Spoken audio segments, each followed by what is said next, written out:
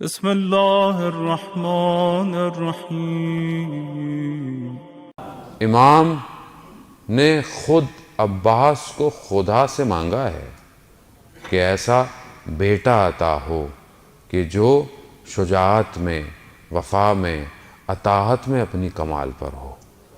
وہ مانگا گیا، تبھی اپنے بھائی سے کہا کہ مجھے ایسے گھرانے میں شادی کراؤ کہ جہاں سے شجاع فرزند پیدا ہوں۔ تو بہرحال ان کے بھائی نے جو ان کی رہنمائی کی اور پھر اس کے بعد ان کو بتایا کہ یہ فیملی یہ ہے۔ گویا حضرت عباس کو حضرت علی نے خود تیار کیا جنگ کے لیے، اور جو جنگیں اس سے پہلے بھی ہوتی رہیں، مولا کائنات امام حسن امام حسین علیہ السلام کو نہیں بھیجتے تھے جنگوں میں، کہ فرماتے تھے کہ تم دونوں رسول کے فرزند ہو، میں اپنے فرزند کو جنگ میں بھیجوں گا۔ اور یہی وجہ ہے کہ حضرت عباس جب ایک جنگ میں نقاب ڈال کر لڑتے رہے تو لوگوں نے دیکھا یہ تو بالکل علی کی طرح وار کرتا ہے، یہ علی کی طرح لڑتا ہے۔ ظاہر ہے جس کی تیاری خود مولا نے کی ہو تو وہ کیسا عباس ہوگا۔ مگر اسی عباس نے اپنی زندگی میں اطاعت اور پیروی سیکھی۔ کوئی مورخ، تاریخ دان مقاتل میں یہ نہیں لکھ پایا کہ پورے سفر میں کہیں عباس نے اپنے امام کو کوئی مشورہ دیا ہو، کہیں کچھ یہ کہا ہو کہ مولا ایسا نہیں، ایسا یہاں خیمے نہیں، یہاں لگا لیتے ہیں، نہیں ہے۔ میں نے نہیں دیکھا، البتہ میں چھوٹا سا ادنا سا طالب علم ہوں، میری نظر سے کہیں نہیں گزرا کہ کہیں عباس علیہ السلام نے اپنے امام کو کوئی مشورہ دیا ہو۔ اور بھی بھائی تھے، اور بھی امام حسین علیہ السلام کے اور بھی بھائی تھے جنہوں نے کہا کہ آپ جا تو رہے ہیں مگر خواتین کو کیوں لے کے جا رہے ہیں؟ جنت میں وہ بھی جائیں گے مگر جنت میں عباس بھی جائے گا۔ اور میرا چوتھا امام کہتا ہے اللہم صلی علی محمد وآلہ۔ چوتھے امام ارشاد فرماتے ہیں کہ خدا کے نزدیک قیامت والے دن حضرت عباس کا جو مرتبہ ہے اس کو جب تمام شہداء دیکھیں گے تو غبطہ کھائیں گے۔ یہ انسان کامل کہہ رہا ہے عزیزان محترم، یہ کسی تاریخ کا، مورخ کا، کسی خطیب کا جملہ نہیں ہے۔ چوتھا امام انسان کامل ہے، معصوم ہے۔ وہ جب اپنے چچا کی تعریف کر رہا ہے تو آپ سمجھ لیں کہ وہ کیا کہنا چاہ رہے ہیں۔ اور جگہوں پر بھی میرے چوتھے امام نے جب اپنے چچا کہا کہ میرے چچا نے اپنی جان کو قربان کیا میرے بابا کے اوپر، اپنے وقت کے امام، اور وفا کر کر دکھائی، وفا کو جلا بخشی، یہ جو الفاظ ہیں ان کو اپنے کمال پر پہنچایا۔ آج آپ کے ذہنوں میں جب بھی وفا آتی ہے سوائے عباس کے کوئی نام آتا ہی نہیں۔ یا تو آپ کے ذہن میں آئے تو آپ بات کریں، نہیں آتا کوئی بھی نام کوئی اور۔ صدر اسلام کا دور ہے، رسول خدا خاتم الانبیاء حضرت محمد مصطفیٰ اللہم صلی علی محمد وآل محمد، رسول خدا کے اپنے اصحاب کے ساتھ جا رہے ہیں، ایک دشت میں نکلے تو رسول خدا نے پوچھا کہ ابا ذر کہاں ہے، ابو ذر کہاں ہے؟ کہا نہیں پتا، پیچھے کہا انتظار کرو، تو دیکھا دور سے کوئی لڑکھڑاتا ہوا نظر آ رہا ہے۔ جیسے ہی قریب پہنچے دیکھا ہاں حضرت ابو ذر ہیں، گر گئے، بے ہوش ہو گئے پیاس کی تشنگی کی شدت کی وجہ سے۔ تو رسول خدا نے کہا کہ ان کو پانی دیجئے، ان کے اوپر پانی دیجئے۔ تو اصحاب نے بولا یا رسول اللہ ان کے پاس تو مشکیزے میں پانی بھرا ہوا ہے۔ جب پانی ڈالا گیا، حضرت ابو ذر جب ہوش میں آئے تو رسول خدا نے فرمایا ابو ذر پانی تمہارے پاس تھا، تم نے کیوں پانی کو نہیں پیا، کیوں اپنے آپ کو اس حالت میں کہا؟ تو حضرت ابو ذر کہتے ہیں یا رسول اللہ میں نے دشت میں ایک جگہ گوارا پانی پایا، یعنی بہترین پانی پایا، میں نے مشکیزے کو بھر لیا، مگر میں نے کہا کہ جب تک رسول خدا پانی نہیں پئیں گے میں پانی نہیں پیوں گا۔ البتہ علماء کہتے ہیں کہ انسان مشکل میں ہو تو کر لیتے، مذمت نہیں تھی، لیکن ابو ذر نے وفا دکھائی رسول خدا کے لیے۔ میں پانی نہیں پیا۔ عزیزان محترم، عباس وہ واحد شخص ہے کہ جو پانی تک پہنچا کربلا میں، پانی کو ہاتھوں میں اٹھایا۔ فارسی کا شعر ہے، اس کا مفہوم یہ ہے کہ اپنے کف میں جب پانی کو اپنے قریب کیا تو عکس میں 6 ماہ کا بچہ نظر آیا۔ عباس نے پانی کو پانی پہ مار دیا۔ کیوں؟ کیونکہ جب میرا مولا پیاسا ہے میں پانی نہیں پی سکتا۔ یہ وفا عظم ہمارے لیے مجلس میں جملہ سن کے چلے جاتے ہیں، ہمیں زندگی میں کبھی وفا کر کر دیکھیں۔ وفا کرے انسان، کبھی کسی کے ساتھ وفا کرے، وہ کسی اور کے ساتھ نہیں تو کم از کم اپنے ساتھ تو وفا کرے انسان۔ اپنی طرف دیکھے، اپنی نگاہوں کی طرف دیکھے، اپنے وجود کی طرف دیکھے۔ عجیب جملہ ہے، عجیب واقعہ ہے۔ شہید دست غیب کہ آپ کی صلوات ان کے درجات میں اضافہ فرمائے۔ اللہم صلی علی محمد۔ فرماتے ہیں کہ شخص فرانس میں پڑھنے گیا، وہاں پڑھتا تھا تو اس نے کتا پالا اپنے لیے، گھر کی حفاظت کے لیے۔ تو وہ یہ صبح پڑھنے چلا جاتا تھا، رات کو واپس آتا تھا، کتا اس کے ساتھ اندر آ جاتا تھا۔ کہتا ہے ایک دن میں واپس آ رہا تھا، شدید سردی تھی، تو میں نے اپنے چہرے کو شال سے لپیٹا ہوا، اپنے آپ کو بالکل کور کیا ہوا۔ تو جب میں گھر کے پاس پہنچا تو میرا کتا مجھے پہچانا نہیں، تو اس نے میرے اوپر حملہ کیا۔ حملہ کرنے سے کیا ہوا کہ میری شال میرا جو تھا وہ ہٹ گیا۔ تو جب اس نے دیکھا کہ میں ہوں، میری آواز سنی تو ایک دم رک گیا۔ اب میں نے جب اندر جانے لگا تو میں نے کہا اندر آؤ، تو وہ اندر نہیں آیا۔ تو میں سمجھ گیا کہ کتا شرمندہ ہے اپنے عمل سے۔ کہتا ہے صبح جب میں باہر نکلا تو سردی کی شدت سے کتا مر چکا تھا۔ کتے نے حیا کی اپنے مالک کے اوپر حملہ کرنے کے بعد۔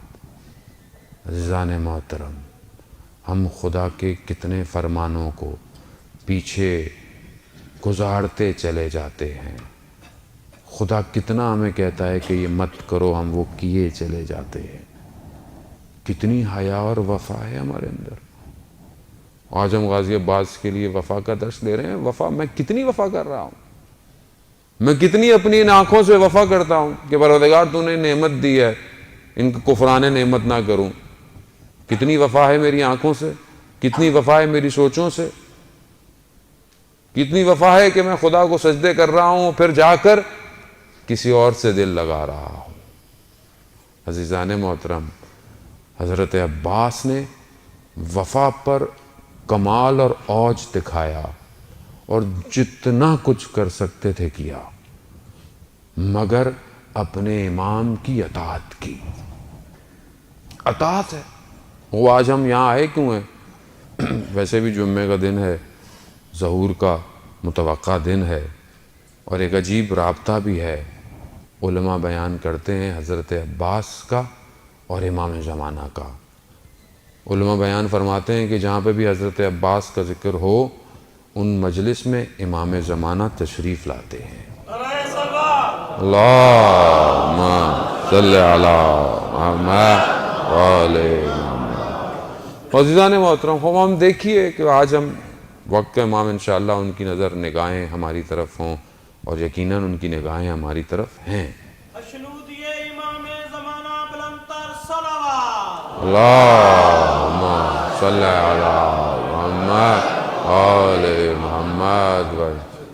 خوب آئیں کہ جس طرح غازی عباس نے اپنے وقت کی امام کی اطاعت کی، ہم بھی آئیں اپنے وقت کے امام کی اطاعت کریں۔ بندے حقیر کو جب بھی توفیق ہوتی ہے کربلا جانے کی، غازی عباس سے میں ایک دعا ہمیشہ مانگتا ہوں زری کو پکڑ کے، وہ یہ کہ میں مولا غازی عباس، جس طرح آپ نے اپنے وقت کے امام کی اطاعت کی اور اپنی جان کو قربان کیا، مجھے بھی یہ نوکری دیجیے کہ میں اپنے وقت کی امام کی اطاعت کروں اور اپنی جان کو قربان کروں۔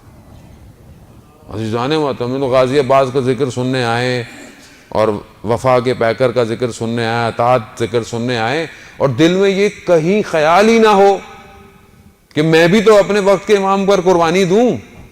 نہیں، کیونکہ اصل میں ہم سے کچھ دیا نہیں جاتا، ہم سے صرف لیا جاتا ہے. ہم لوگ کیا ہیں؟ ہم علم کیوں اٹھاتے ہیں؟ منت پوری ہو جائے. علم پہ جاتے کیوں ہیں؟ منت پوری ہو جائے.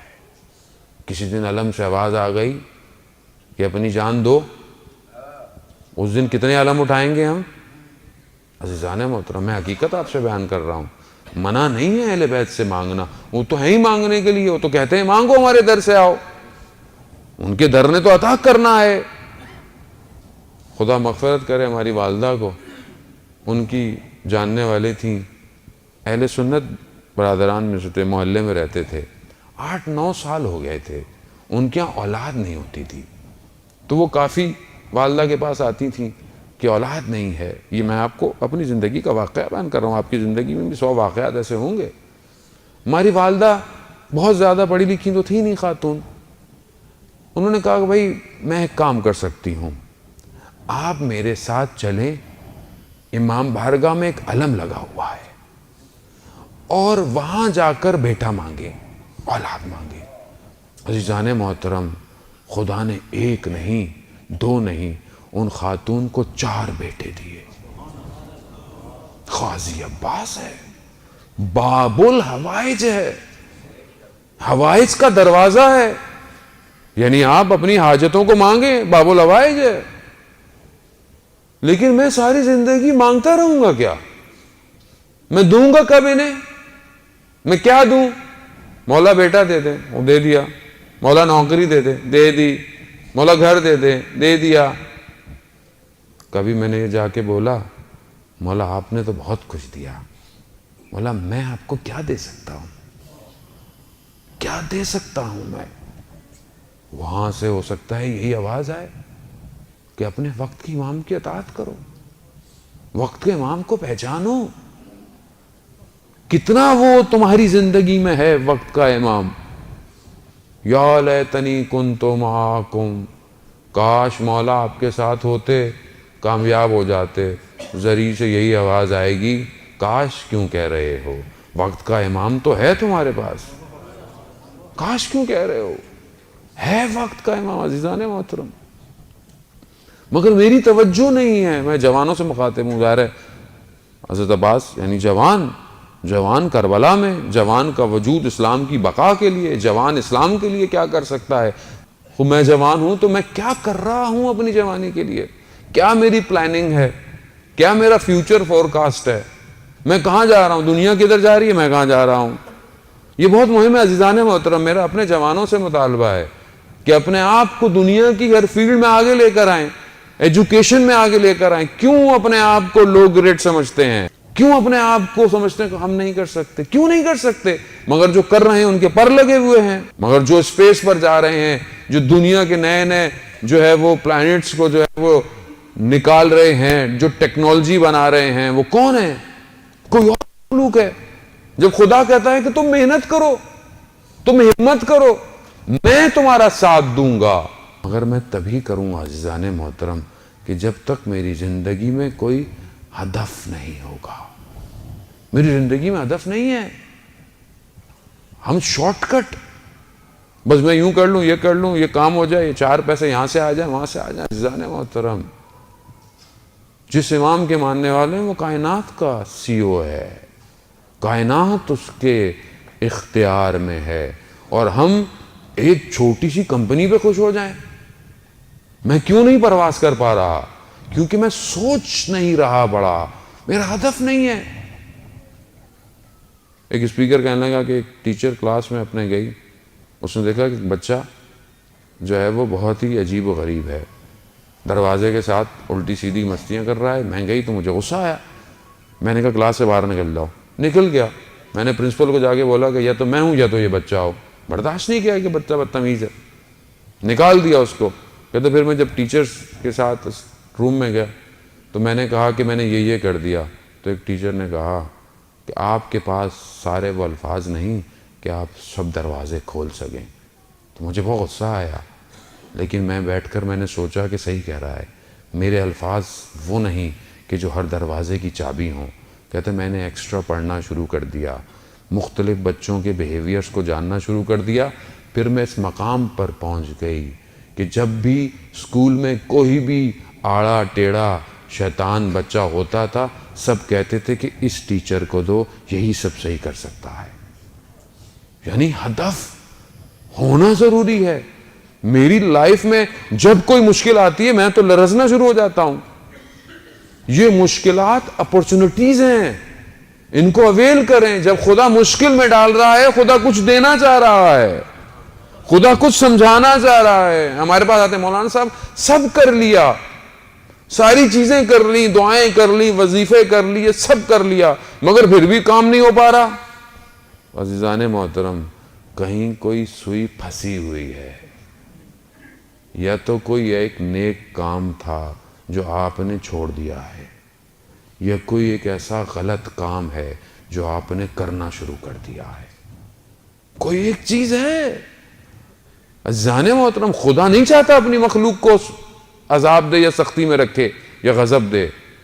جب ایک بچہ ڈرائنگ بناتا ہے پیپر پہ اور آپ اس کو ذرا سا یوں کر دیں، وہ ناراض ہو جاتا ہے، کہتا ہے یہ کیا کیا؟ آپ کہتے ہیں دو تو لائنیں تو تھی، کیا ہوا دوبارہ کھینچ لو۔ وہ کہتے نہیں میری کریشن تھی، میری ڈرائنگ تھی، یہ کیا کیا آپ نے؟ جب ایک بچہ ایک کاغذ کی دو لکیروں کو نابود ہوتے ہوئے نہیں دیکھ سکتا تو وہ خالق اپنی مخلوق کو کیسے پریشان دیکھ سکتا ہے؟